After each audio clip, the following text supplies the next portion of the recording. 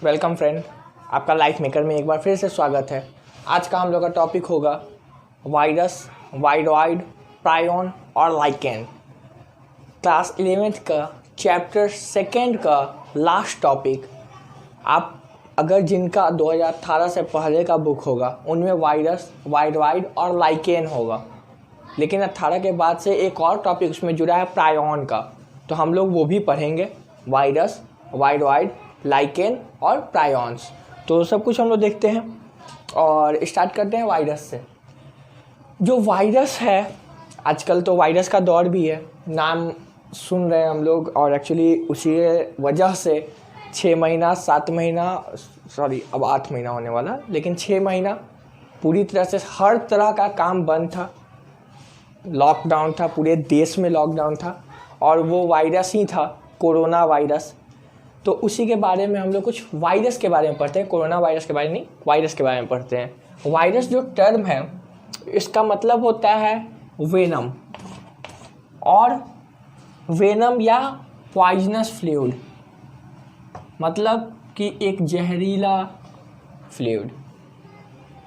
ये मतलब कि आपके लिए कभी लाभदायक नहीं हो सकता, हमेशा ये कहीं ना कहीं डिजीज काउच करे। जैसे कोरोना वायरस देख लीजिए, डिजीज काउच कर रहा है। आप बहुत सारे वायरस का नाम सुनेंगे, HIV, एड्स बीमारी है लेकिन वायरस है HIV, human immuno deficiency virus. तो वायरस का मतलब ही होता है पॉइजनस फ्लूइड या वेनम। ये एक ऑब्लिगेट पैरासाइट होता है, मतलब कि पूरी तरह से पैरासिटिक ही होता है।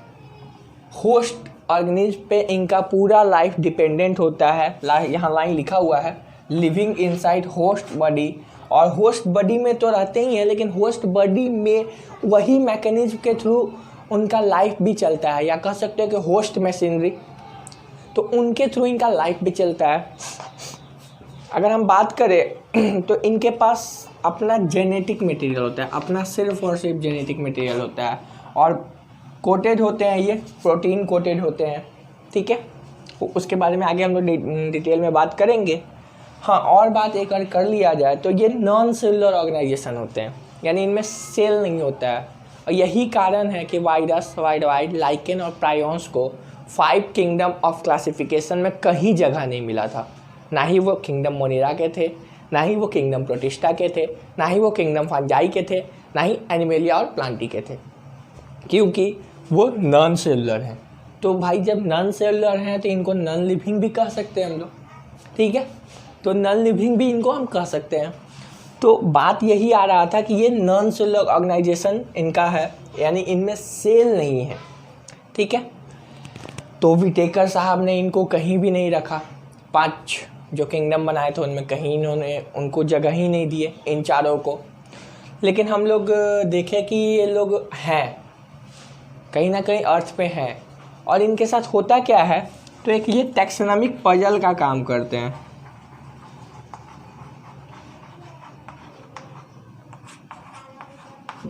टैक्सोनॉमिक पजल का काम करते हैं। क्या है वो पजल, तो वो भी हम लोग डील करते हैं आगे। पहले ये देखते हैं कि वायरस का जो टर्म वायरस मिला वो दिया गया था लुईस पास्चर के द्वारा। जी हाँ, वही पास्चर जिन्होंने एक मेथड आप लोग ने क्लास 9th में पढ़ा होगा, क्लास 7 में पढ़ा होगा, पास्चराइजेशन, या सिंपल आप जो बाहर से जो दूध लेते हैं पैकेट वाला, तो उस पर लिखा हुआ होता है पैकेट वाले दूध पे 100% पास्चराइज्ड मिल्क।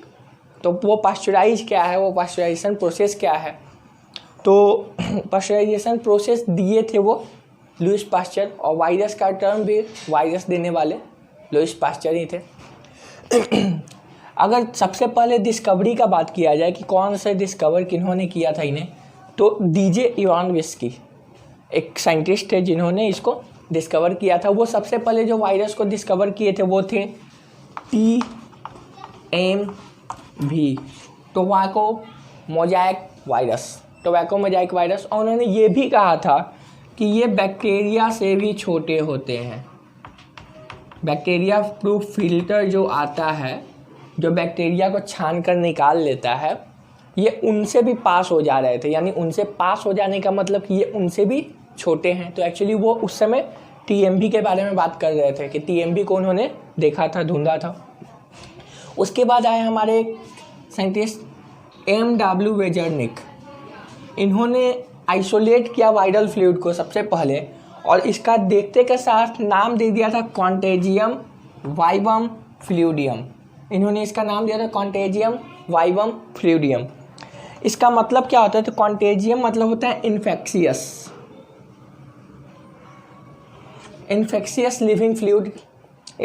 लिविंग फ्लूइड के बारे में ये बताए थे और ये बताए थे कि ये इन्फेक्शियस होता है, इसलिए इसका नाम कॉन्टेजियम वाइवम फ्लूइडियम भी रख दिए थे उन्होंने। हाँ, हम जो बात कर रहे थे टैक्सोनॉमिक पजल के बारे में, तो वो टैक्सोनॉमिक पजल किस तरह से क्या है? पजल क्या होता है? पजल में क्या होता है कि सब कुछ तितर बितर होता है, हमको उसको सही से अस्थिर से उसको अरेंज करना होता है। तो यहाँ पर भी वही काम है। ये टैक्सोनॉमिक पजल किनके बीच है? तो वो लिविंग और नॉन लिविंग के बीच में है। अब देखिए दोनों में कैरेक्टर क्या क्या है। हमने बताया कि वायरस के पास अपना जेनेटिक मटेरियल होता है, तो जेनेटिक मटेरियल हर एक लिविंग बीइंग के पास होता है, तो ये तो इसका लिविंग वाला फीचर है। लेकिन हमने उसके अगले पॉइंट में ये भी बताया कि ये नॉन सेलुलर होता है। अब भाई यहाँ बात अटकता है कि हम लोग शुरुआत से क्लास 8 में जब सेल पढ़े थे तो उस समय से हम लोग रटते हुए आ रहे हैं, समझते हुए आ रहे हैं कि cell is the basic structural functional unit of life. यानी लाइफ अगर स्टार्ट होगा तो वहाँ पर सेल होगा। जिनमें सेल है वो लाइफ है उनके पास। यहाँ तो सेल ही नहीं है तो क्या यहाँ लाइफ नहीं है? यानी ये नॉन लिविंग वाला फीचर आ गया। तो हमने बताया था कि ये टैक्सोनॉमिक पजल है, लिविंग का फीचर भी कैरी करता है, नॉन लिविंग का भी। अब देखिए वायरस का हम एक बात आपको बताते हैं, अगर वो लिविंग के साथ रहा, नेक्स्ट पॉइंट में ये लिखा हुआ है लिविंग इनसाइड होस्ट बॉडी, और ये जीता है अपना लाइफ होस्ट मशीनरी के साथ। इसका मतलब क्या है? तो होस्ट मशीनरी को समझते हैं। अगर वो लिविंग थिंग के साथ अटैच्ड है, यानी जुड़ा हुआ है, लिविंग थिंग पर है, तो वो बिहेव करेगा लिविंग की तरह। अगर वो नॉन लिविंग के साथ अटैच है, मान लो अगर वायरस, कोई भी वायरस मेरे माइक पे है, तो ये माइक जो है वो नॉन लिविंग है, ठीक है। अगर वो माइक नॉन लिविंग है, अगर माइक नॉन लिविंग है तो ये अभी नॉन लिविंग वाला ही काम कर रहा होगा, ठीक है। यानी इनका कोई सेलुलर एक्टिविटी नहीं होगा, कोई एक्टिविटी नहीं होगा। उनका डीएनए आरएनए सब फेवरेबल कंडीशन का इंतजार कर रहा है कि वो कांटेक्ट में आएंगे लिविंग के और अपना काम आगे बढ़ाएंगे, ठीक है। तो यहाँ तक इनका कोई काम नहीं है। लेकिन जस्ट मान लो वो वायरस मेरे पे आता है, ठीक है। वो वायरस जहाँ मेरे पे आया तो वो वायरस मेरे पे आकर क्या करेगा? हम लिविंग है, मेरे ऊपर वो अटैक करेगा और वो अपना रेप्लिकेशन स्टार्ट कर दिया। तो वायरस को हम कह सकते हैं कि ये खेल खेलने वाला है। जैसा देश वैसा भेष, उस तरह का बात कह सकते हैं वायरस के लिए। जैसा देश वैसा भेष, क्योंकि लिविंग के साथ है तो लिविंग वाला काम, नॉन लिविंग के साथ है तो नॉन लिविंग वाला काम कर रहा है, ठीक है। तो ये वायरस के बारे में कुछ छोटे मोटे जानकारी थे। आगे इनके स्ट्रक्चर के बारे में देखते हैं और एक फिगर के द्वारा हम लोग देखते हैं, ठीक है। देखते हैं वायरस के बारे में कुछ। देखिए ये वायरस का एक छोटा सा रफ स्केच है। इसमें जो आपको आउटर लेयर दिख रहा है, ये पॉलीहेड्रल फॉर्म में वायरस जनरली ऐसे ही अटैच होते हैं, ऐसे ही रहते हैं। पॉलीहेड्रल फॉर्म में जो आउटर लेयर आपको ब्लू कलर में जो दिख रहा है वो है आपका इन्वेलप। और इन्वेलप का खासियत ये है कि ये एनिमल वायरस में ही होता है, प्लांट वायरस में इन्वेलप नहीं होता है। याद रख लीजिए, प्लांट वायरस में इन्वेलप नहीं होता है, ओनली और ओनली एनिमल वायरस में ही होता है। ये आउटर कवरिंग होता है। फिर अगर हम बात करते हैं कैप्सिड, जो उसके बाद में पिंक कलर का है, वो कैप्सिड है जो कि प्रोटीन कोटेड होता है, प्रोटीन का बना हुआ होता है। ये सारे वायरस में होगा, हर एक वायरस में प्रोटीन कोटेड जो स्ट्रक्चर होता है उसी को कैप्सिड कहते हैं। ये नॉन इन्फेक्शियस होता है। ये वायरस एक्चुअली वायरस भी ये डिजीज काउज नहीं करता है। वायरस में डिजीज काउज करने वाला काम सारा उसका जेनेटिक मटेरियल का होता है, जो कि उसके ये कैप्सिड के अंदर होता है। अगर वो एनिमल वायरस रहा तो उनमें इन्वेलप भी होगा, अगर वो प्लांट वायरस होगा तो कैप्सिड के अंदर जेनेटिक मटेरियल होगा। इन्वेलप का यूनिट, ये बहुत सारे इन्वेलप, ये जितने मिलकर बने हैं उसको इन्वेलप कर रहे हैं। लेकिन अगर एक ऐसा रहे तो उसको हम लोग पेप्लोमर्स कहते हैं। यूनिट इन्वेलप के यूनिट को पैप्लोमर्स कहते हैं, वैसे ही कैप्सिड के यूनिट को कैप्सोमर कहते हैं। ठीक है, उसके अंदर जेनेटिक मटेरियल होता है। अब जेनेटिक मटेरियल का बात करें तो वायरस में आरएनए और डीएनए दोनों हो सकता है, लेकिन आरएनए या डीएनए दोनों हो सकते हैं। ये नहीं कि एक ही वायरस में आरएनए भी होगा और वहाँ डीएनए भी होगा, ऐसा कुछ नहीं है। एक वायरस में या तो आरएनए या तो डीएनए, ठीक है, या आरएनए या डीएनए। आरएनए सिंगल स्ट्रैंडेड भी हो सकता है, डबल स्ट्रैंडेड आरएनए भी हो सकता है। डीएनए सिंगल स्ट्रैंडेड हो सकता है, डीएनए डबल स्ट्रैंडेड भी हो सकता है। जनरली प्लांट वायरस में सिंगल स्ट्रैंडेड आरएनए पाए जाते हैं, एनिमल वायरस में डबल स्ट्रैंडेड डीएनए पाए जाते हैं। ठीक है, अगर नाम देख लेते हैं तो SSRNA का HIV virus, influenza virus, DSRNA retrovirus, SSDNA X174 एक बैक्टीरियोफेज है। बैक्टीरियोफेज क्या होता है? तो वायरस जो कि इन्फेक्ट करता है बैक्टीरिया को, उसी को कहते हैं बैक्टीरियोफेज। और DSDNA herb virus, pox virus etcetera, ये सब हो सकते हैं। ठीक है, प्लांट में वायरल सिम्टम अगर देखा जाए क्या क्या होता है तो लीफ कर्लिंग हो जाएगा, लीफ का रोलिंग हो जाएगा, प्री मैच्योर डेथ हो जाएगा, या फिर मोजाइक फॉर्मेशन हो जाएगा लीफ में। तो ये सब लीफ में सिम्टम है जो कि आपके NCERT में दिया हुआ है। तो इसी के साथ वायरस तो इतना ही। अब हम लोग पढ़ते हैं वाइड के बारे में। ठीक है, तो वाइड के बारे में देखते हैं। वाइड के बारे में देखा जाए तो वाइड नाम से ही पता चल रहा है, वाइड जहाँ भी होता है इसका मतलब होता है एब्सेंट, कुछ नहीं रहेगा। तो वायरस में हम जैसे ही देखे थे कि उनके पास कैप्सिड होता था, इनमें ये कैप्सिड एब्सेंट होगा, इनमें ये कैप्सिड एब्सेंट होगा। सबसे पहले बताने वाले इन लोग इस चीज़ को एक साइंटिस्ट है टीओ डाइनर, उन्होंने ये बात बताया था, वायरस को डिस्कवर किया था और ये बताया कि कैप्सिड ना होने के कारण इनका जो साइज होता है वो वायरस से भी छोटा होता है। तो सोच लो, एक तो वायरस बैक्टीरिया से छोटा, बैक्टीरिया वायरस में बैक्टीरिया बड़ा होगा, अब वायरस से भी ये छोटा है, यानी ये और भी छोटा है। जेनेटिक मटेरियल का अगर बात करें तो इसमें डबल स्ट्रैंडेड आरएनए होंगे। कौन होंगे? Double stranded RNA. और इनका जो नेचर होता है वो पैथोजेनिक होता है, यानी ये डिजीज काउज करते हैं, ये डिजीज काउज करते हैं। और ये डिजीज काउज किस में करते हैं? होस्ट ऑर्गेनिज्म का कौन होता है?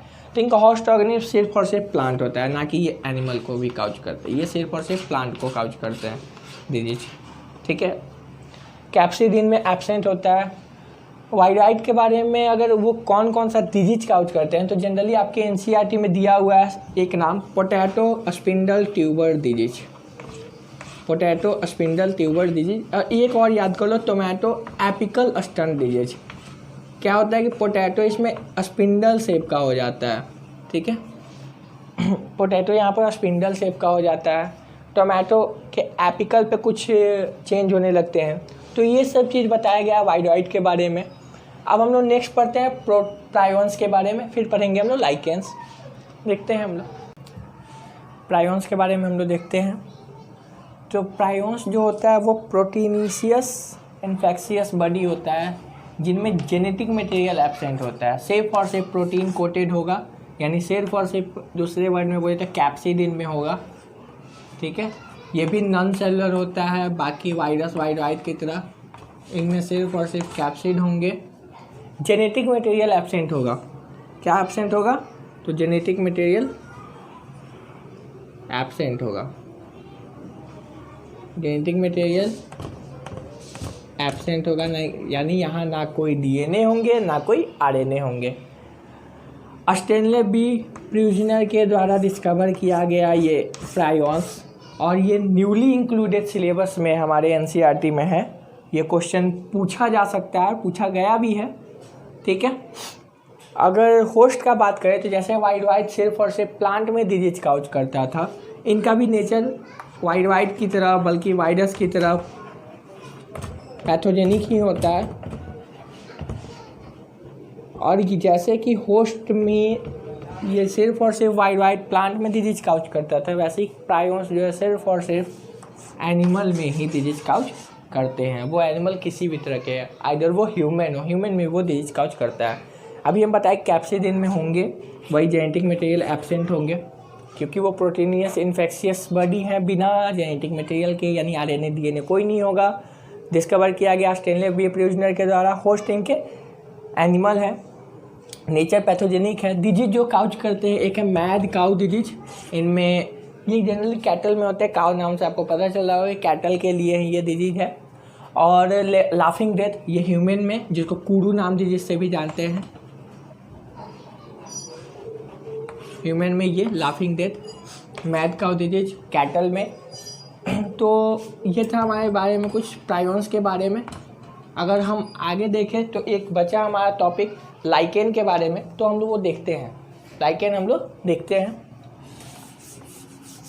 तो लाइकेन हम लोग पहले भी पढ़े हैं लाइकेन के बारे में। लाइकेन जो है वो सिम्बायोटिक एसोसिएशन है।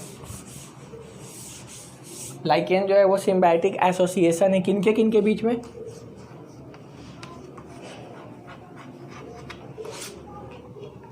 जब हम क्लास 10th पढ़े होंगे, क्लास 10th में हम लोग का पहला चैप्टर है बायो में लाइफ प्रोसेस, और उनमें हेटरोट्रॉपिक मोड ऑफ न्यूट्रिशन में सिम्बायोटिक हम लोग पढ़े थे, सिम्बायोटिक मोड ऑफ न्यूट्रिशन याद होगा। उसके एग्जाम्पल में हम लोग ये लिखे होंगे लाइकेन। तो इनका सबसे पहला पॉइंट यही है लाइकेन का, ये सिम्बायोटिक एसोसिएशन शो करता है, या दूसरे वर्ड में बोले तो ये म्यूचुअलिज्म शो करता है, म्यूचुअलिज्म शो करता है। म्यूचुअलिज्म क्या है? सिंपल कहे तो पार्टनरशिप है, पार्टनरशिप है रोहित और धवन का,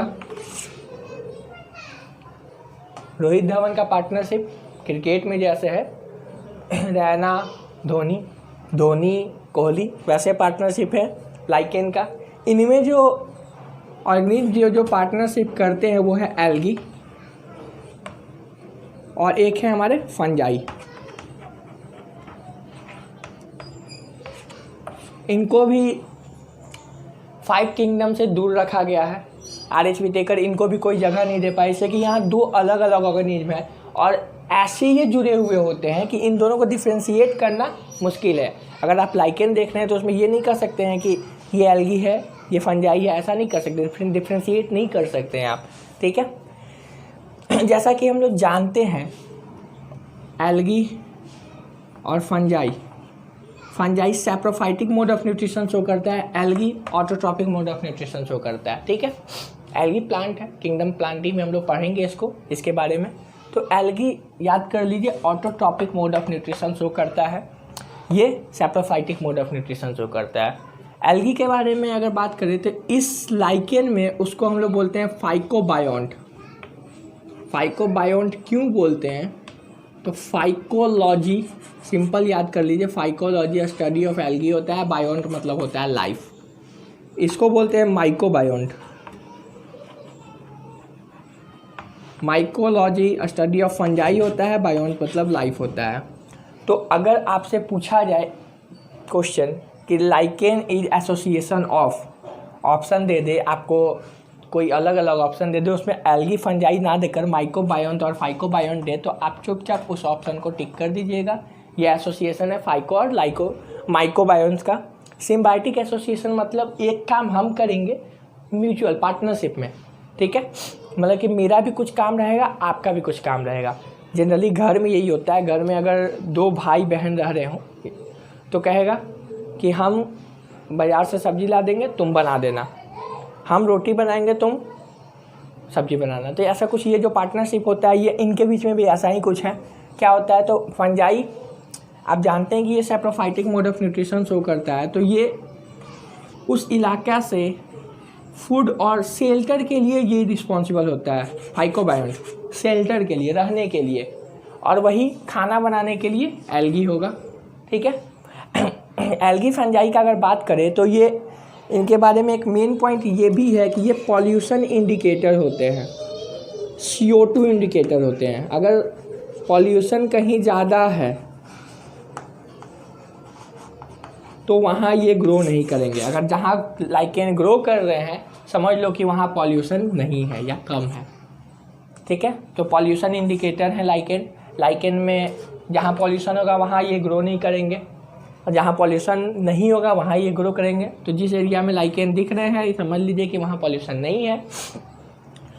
तो लाइकेन, वायरस, वाइड वाइड और प्रायॉन्स के बारे में अगर आपसे कोई दिक्कत हो तो आप कमेंट सेक्शन में आप हमसे पूछ सकते हैं। अगर आपको ये वीडियो अच्छा लगा है तो शेयर करें, लाइक करें, सब्सक्राइब करें चैनल और बेल आइकन को जरूर प्रेस करें। आज के लिए इतना ही, धन्यवाद।